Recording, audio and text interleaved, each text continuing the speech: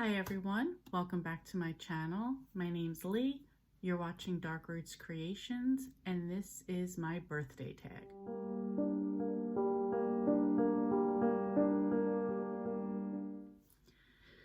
So because my birthday is tomorrow, I decided today would be the perfect day to do the birthday tag. I saw this on a book fiend named Mel's channel. I will link her video in the description box below. So let's get right into it. So first prompt, birthday cake. A book with a cliche plot, but you adore it anyway. I think for me, this would be Cozy Mysteries. It often has the same setup. Usually it's a cozy small town. The main characters move back to the town where it's usually where she's grown up. She's starting or inheriting some kind of business, and there's murders that go on. Usually there's a possibility she was accused of the murder at one point, or possibly her friends, and she has to go on to clear her or their names. She's often in a relationship or the love interest, and then becomes a relationship with usually like a police officer or detective, something like that. And they're very amateur in their skills of sleuthing. And despite this being a super cozy, comforting town, there seems to be a murder, all the time, but people still love it there. So the plots can be a little bit cliche, but I love them and I'm going to keep reading them anyway. So, number 2, party guest, your most anticipated release for this year. Well, I think the book I was most anticipating was The Night Shift by Alex Finley, which I already read this year and gave 5 stars to. I also have quite a few other books that I'm anticipating this year, but I think the one I'm most curious about is Muddled Through by Barbara Ross. This is number 10 in the main Clam Bake series. And the last book kind of left us off on a WTF, so I cannot wait to see what happens.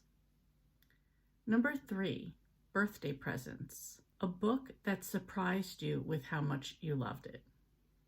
I would say this is Truth or Dare by Kathy Daly. This was the first book in the Inn at Castaway Bay series.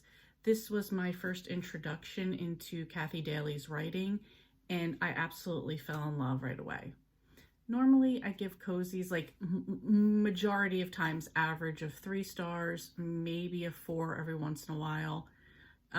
Kathy Daly's are like 4s and 5s constantly.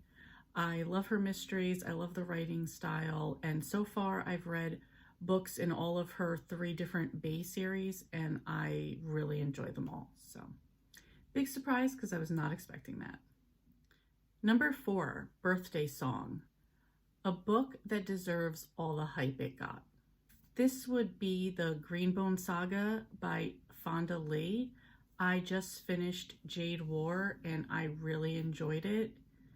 This is absolutely as good as people say. For those that don't know, this is an Asian mafia fantasy drama trilogy, and I'm really looking forward to the last one, Jade Legacy. Number 5, Happy Music. A book with some very beautiful and truly memorable quotes. I don't normally look for quotes or highlight things, and I really don't like overly descriptive, flowery writing. I do have 2 exceptions. First would be George R.R. Martin's A Song of Ice and Fire, and the second would be The Night Circus by Erin Morgenstern. Number 6, Getting Older.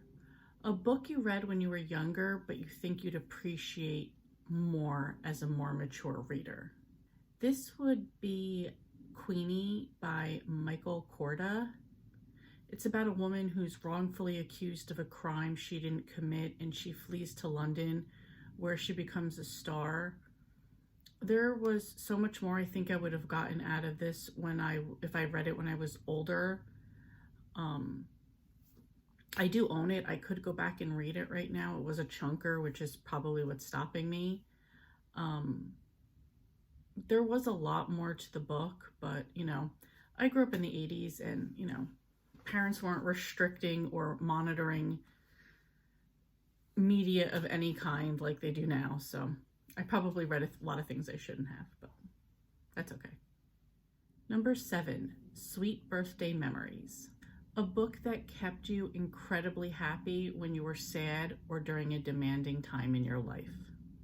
I will say either Jackie Collins books, because the over-the-top, over-sexualized, hyped-up books like pre-Real Housewives was like Jackie Collins type of books. So it was like an escape from reality type of thing. Or The Babysitter's Club, just because I have such a comfort attachment to those. So always going back to Stony Brook was kind of a comfort for me, especially if I was like just wanted to escape the real world. So that was it. That's the tag. Very short and sweet. I would love your guys' answers to the questions. Please leave them in the comments below. And if you want to do this tag yourself, tag you're it. Thank you so much for watching, and I will see you next time.